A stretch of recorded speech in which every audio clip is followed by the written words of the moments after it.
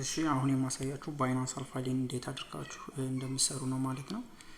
ባይናንስ አልፋ ላይ ለመስራት $100 በላይ ቢኖራችሁ አሪፍ ነው። $100 እስከ $120 ቢኖራችሁ አሪፍ ነው በአቨሬጅ ማለት ነው። ከዛ በላይም ካላችሁ ፊ ይቀንስላችኋል ትሬድ ስታደርጉ ቮሊዩም ስትፈጥሩ ማለት ነው።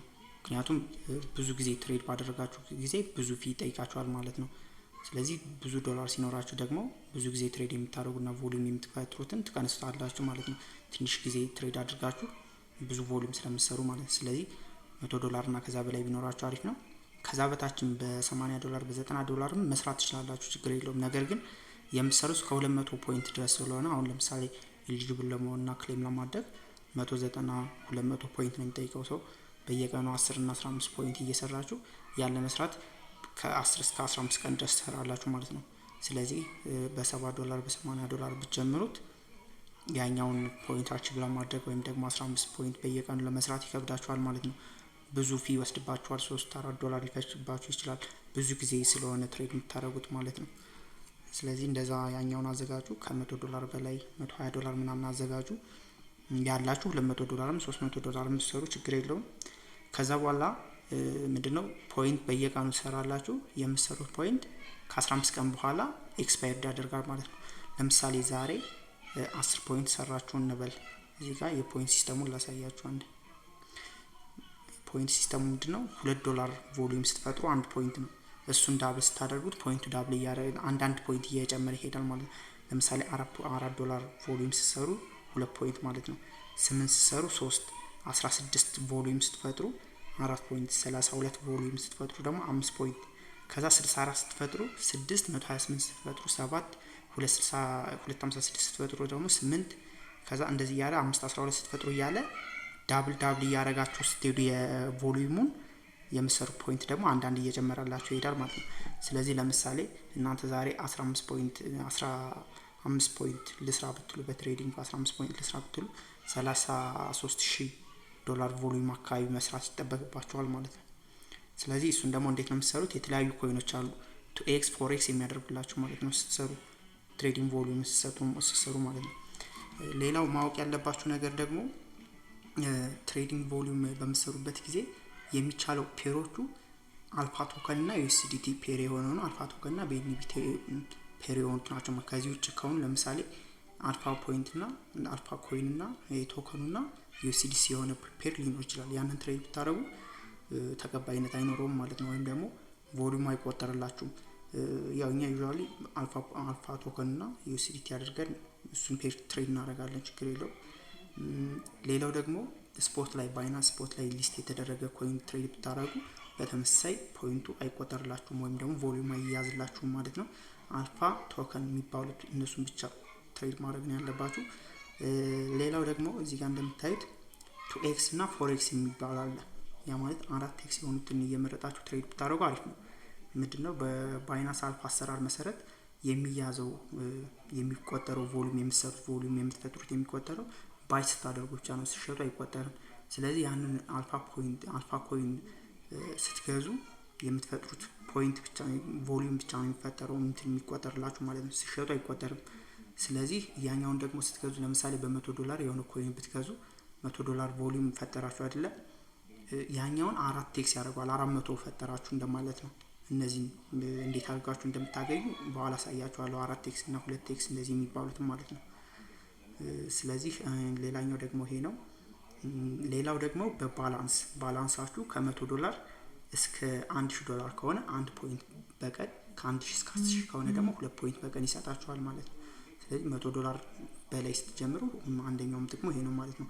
1 ፖይንት አውቶማቲካሊ በየቀኑ ይሰጣችኋል ማለት ነው። ሌላው አንድ ነገር ልጨምርላችሁ፣ ይሄ ኤክስፓየርድ የሚለው ላይ ለምሳሌ ዛሬ 15 ፖይንት ሰራችኋል፣ 33000 ቮሊዩም ፈጥራችሁ 15 ፖይንት ሰራችኋል።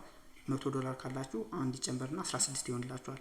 ይሄኛው 16 ፖይንት የዛሬ 15 ቀን ይቀነሳል ማለት ነው። የዛሬ 15 ቀን ላይ ኖርማል ይሆናል። በሚቀጥለው በ16ኛው ቀን ላይ ግን ሪፍሬሽ ሲደረግ ይሄኛው የሰራችሁት 15 ፖይንት ይቀነሳል ማለት ነው።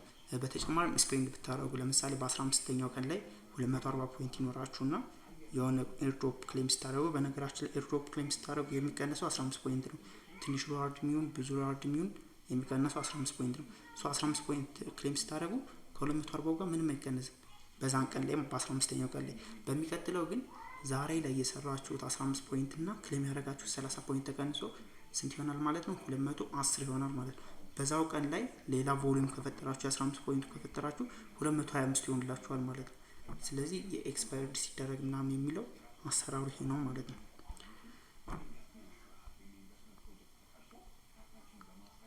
ስለዚህ እንደዚህ ከሆነ ለምሳሌ እኔ $130 አዘጋጅቻለሁ ይሄን መስራት። አልፋ የሚለውን እዚህ ጋር አልፋ የምትለዋን እንነካታለን ወይም ደግሞ ሞር የሚለውን ነክተን እዚህ ጋር አልፋ ብለን ሰርች አድርገን መግባት እንችላለን ማለት ነው። ይመጣል እንደዚህ አልፋ ብለን እንገባለን ትሬድ የምናደርግበት ማለት ነው። እዚህ ጋር ስንመጣ ማንኛውም ኮይን አይደለም ትሬድ ማድረግ ያለብን ቮላታይል ይሆናሉ። አሁን ለምሳሌ አዳዲሶች ሲባሉ ሁሉም አዳዲሶች ለ30 ቀን ከሆነ 4x ነው የሚያደርጉ። ነገር ግን 4x ያደርጋል ተብሎ ዝም ብላችሁ ትሬድ የምታደርጉ ከሆነ ገንዘባችሁን ልታጡ ትችላላችሁ ማለት ነው። ስለ ሪስኩ በኋላ እነግራችኋለሁ። ነገር ግን አሁን ይሄንን ለመስራት እንደዚህ አልፋ የሚለው ላይ ከገባችሁ በኋላ ይሄኛውን የኮይኑን ከላይ ያለውን ትነኩትና ፖይንት ትላለች ፖይንት ፕላስ ማለት ነው።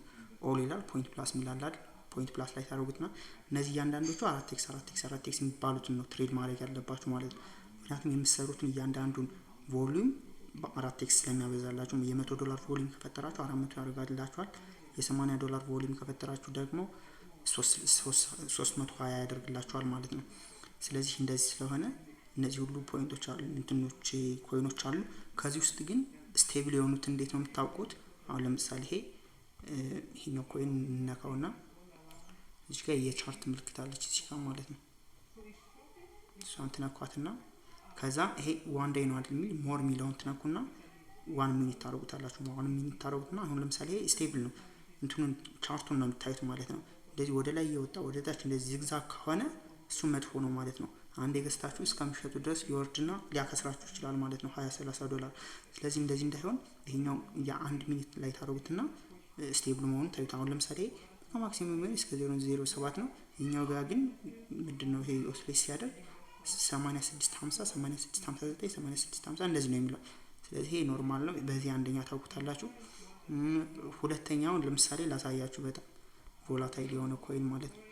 ቮላታይል ከሆነ ያከስራችኋል በጣም ማለት ነው። አሁን ለምሳሌ ይሄንን ተመልከቱት።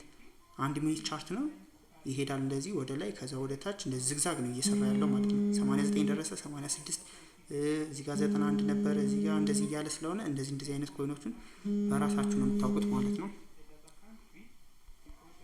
ሌላው ደግሞ ስቴብል የሚባሉትን ኮይኖች እንዴት እንደምታዩ የሆነ ዌብሳይት አለ። እሱንም አታች አደርግላችኋለሁ ማለት ነው።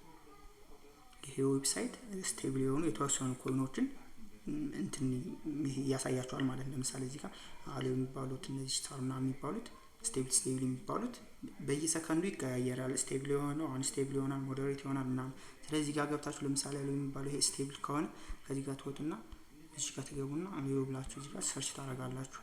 በነገራችን ላይ እዛ ጋር ፎሬክስ የሚያደርጉትን ብቻ አይደለም ፎሬክስ የማያደርጉትን ሁሉ ነው ስቴብል ናቸው ስቴብል አይደለም የሚል። ስለዚህ ቅድም ባሳያችሁ መንገድ ፖይንት የሚለውን ነክታችሁ ፎሬክስ ነው ቱኤክስ ነው ወይስ የለውም የሚለውን ነገር ቼክ ማድረግ አለባችሁ። እናንተ ትሬድ ስታደርጉ ትሬድ የምታደርጉት ቶከን መሆን ያለበት ፎሬክስ የሚያደርግ ነው ማለት ነው ቮሉሚያችሁን። ከዛ እዚህ ጋር ትነካላችሁ። ለምሳሌ እንደዚህ ከሆነ እዚህ ከኦርደሩ ጋር ማለት ነው ከኦርደሩ ጋር እየነካችሁ ስትገዙ ሴል የሚለውን መንካት አለባችሁ እንዲያተርፋችሁ ማለት ነው። ሴል የሚለውን ነክታችሁ እዚህ ጋር ትገዛላችሁ። ከዛ በኋላ ደግሞ አሁን ለምሳሌ እዚህ ጋር ሴል የሚለውን ነካው። አንዳንዴ ካንስል ሊላችሁ ይችላል ላይገዛላችሁ ይችላል። አሁን ለምሳሌ ይገዛልኝ አይደል ሲሸጥ ደግሞ አረንጓዴ የሆነው ብዙ ፊ እንዳይቆርጥብኝም በትሬድም እንዳልከስር ማለት ነው። አሁን እንደዚህ ሲሆን እንደዚህ ገዛውኝ ማለት ነው። ከዛ በኋላ እንደገና ድጋሚ ስገዛም እንደዚህ ያው አክቹአሊ ሰማይ እንደ አረንጓዴውንም ቀዩንም ስትገዙም ስትሸጡም እያቀያየራችሁ መንካት ትችላላችሁ ብዙ ፕራይስ ልዩነት ስለሌለው ማለት ነው። እንደዚህ ካንስል ምናምን ይላችኋል ይቆያል ይሄ ትሬስ ታደርጉ ማለት ነው። ኦርደር ትንሽ ሊቆይባችሁ ይችላል። እስከ 5 ሰከንድ ድረስ ከቆየ ካንስል አድርጋችሁ ሌላ ኦርደር ነክታችሁ ነው መግዛት ያለባችሁ ማለት ነው። ከዛ ሴል ትሉና ደግሞ ሴል ስትሉ አረንጓዴው ማለት ሰው የሚገዛበት ነው። የሚገዛበት ስለሆነ ከሚሸጥበት ፕራይሱ ትንሽ ከፍ ይላል። ፊም አትከስሩም። ትንሽ የገንዘብ ልታተርፉ ይችላላችሁ ማለት ነው። ነገር ግን አንዳንዴ ኮይኑ እንደዚህ በቃ አዛ ያደርጋችኋል ካንስል ምናምን ይላችኋል ማለት ነው። ላይገዛ ያን በዛ ኦርደር ላትገዙ ትችላላችሁ ማለት ነው። ስለዚህ እንደዚህ እየቀየራችሁ ተሎ እንደዚህ እያደረጋችሁ መሞከር ነው። ወይም ደግሞ በሳጀስት ፕራይስም እንትን ማለት ትችላላችሁ። ሳጀስት ፕራይስ ከሆነ እዛው ፋስት ነው፣ እዛው ላይ አውቶማቲካሊ ይገዛላችኋል፣ ይሸጥላችኋል። ነገር ግን ፊው ትንሽ ሊቆርጥባችሁ ይችላል ማለት ነው። በ33 ድረስ እስከ $3 ድረስ እንደዛ ሊቆርጥባችሁ ይችላል። በዚህ በኦርደር የምታደርጉ ከሆነ ግን $1.5 ድረስ ነው ሊቆርጥባችሁ ማለት ነው። ነገር ግን እንዳልኳችሁ ይሄ በዚህኛው ትሬድ የምታደርጉ ከሆነ እስከ 1 ሰዓት ድረስ ሁሉ ላሰሩ ትችላላችሁ። በሰጀስት ፕራይስ ከሆነ እንደገና ደግሞ የራሳችሁ ምንት ሊኖራችሁ ይችላል። ነው የምጠቀምበት ስትራቴጂ እዚህ ጋር ኮይኑ ትንሽ ስቴብል ከሆነ ሾርት ከት ላይ ገባና ሳምሰንግ ስለሆነ ስልኬ ሾርት ከት ላይ ገባና አንድ ቁጥር አድርጌ ይሄኛው ፕራይሱን ጽፈዋለሁ ማለት ነው። ትንሽ ያሳነሽ ስገዛ ሲጨምር ደግሞ ትንሽ በለጥ አድርጌ ማለት ነው። ከዛ አሁን ለምሳሌ እዚህ ጋር 51 ነው አይደለ? 51 7 አይደለ? 68 አደርገዋለሁ እኔ ማለት ነው። እዚህ ጋር 7 አይደለ እየተጫለ እኔ ግን 68 አደርገዋለሁ ይሸጥልኛል ቀጥታ ማለት ነው። አያችሁት? ስገዛም ደግሞ እንደዚህ አሁን ለምሳሌ ስገዛ 54 24 እዚህ ጋር 24 51 7 ነው አይደለ? 700 ነው አይደል? 71 አደርገዋለሁ እኔ ስገዛ ማለት ነው። ቀጥታ እንደዚህ ይገዛልኛል ማለት ነው። በዚህም የራሳችሁን የተለያዩ ስትራቴጂዎችን እየተጠቀማችሁ መግዛትና መሸጥ ትችላላችሁ። እንዲሁም ደግሞ በሰጀስት ፕራይስ ብታደርጉት ያን ያክል ብዙ ልዩነት የለውም። 24 ነው ይሄ እዚህ ጋር 24.5 ነው የሚሸጡበት ማለት ነው። ነገር ግን እዚህ ጋር 24 ነው። ስለዚህ በዚህም ማድረግ ትችላላችሁ። በተመቻችሁ እንትን ማድረግ ትችላላችሁ ማለት ነው። መግዛት መሸጥ ቮሊዩም መስራት ትችላላችሁ። እዚህ ጋር ግን አንዱ ሪስክ ምንድነው ልታውቁት የሚገባው ማለት ነው። ስትገዙ ሲሸጡ ይሄ ኮይኑ ትሬድ የምታደርጉት ተከኑ ትንሽ የቮላታይል ቢያደርግ ልትከስሩ ትችላላችሁ። $10 $5 ፐር ትሬድ ልትከስሩ ትችላላችሁ። ስለዚህ ኪሳራም ስላለ ይሄኛውን ነገር ማወቅ አለባችሁ። ሌላው ደግሞ ምንድነው ትሬድ ስታደርጉ ወይም ደግሞ ባይናንስ አፕ ላይ ገብታችሁ ትሬድ ስታደርጉ ሁለት አካውንት ምናምን አትጠቀሙ። አንድ በፐር ዲቫይስ አንድ ብቻ ነው፣ አንድ አካውንት ብቻ ማለት ነው። አንድ ዲቫይስ ላይ ሎጊን ሎግ አውት ማድረግ የለባችሁ። የኛውን ትሬድ አድርጋችሁ ሲጨርሱ ሌላ ሁለተኛ መልቲያችሁን ሎጊን እያደረጋችሁ ምናምን ከሆነ ኢኒሊጂብል ይላችኋል። እዚህ ጋር ስትገቡ አልፋ ፖይንታችሁ ጋር እዚህ ጋር ስትገቡ ኢኒሊጂብል ይላችኋል። ኢኒሊጂብል ካላችሁ ደግሞ ምንም ኢቨንት ላይ መሳተፍ ምናምን አትችሉም።